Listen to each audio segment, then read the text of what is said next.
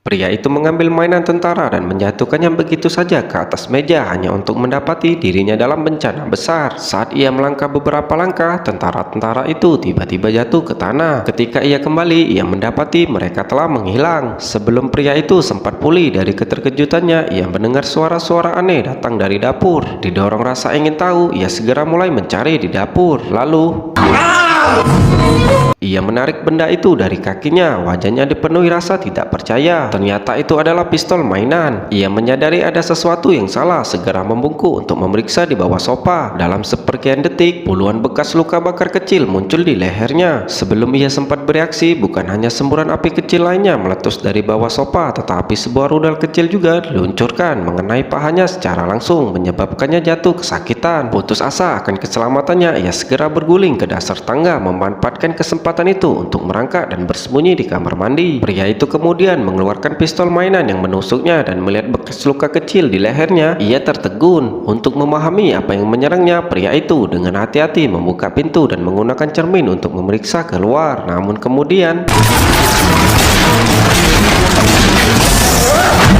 melihat ini, ia segera menutup pintu dan masuk ke kamarnya. Ia mengeluarkan pistol dari laci dan dengan tegas keluar untuk bertarung. Kini jelas bahwa pistol kecil tidak efektif melawan musuh, jadi untuk menghabisinya, pria itu mengeluarkan senapan mesin ringan dari lemari minuman keras dan menyerang sekali lagi.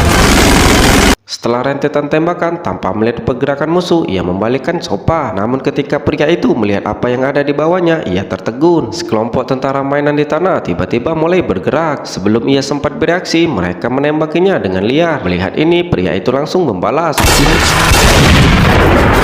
Tetapi detik berikutnya, 3 helikopter mainan tidak hanya menyerangnya, tetapi juga meluncurkan serangan rudal.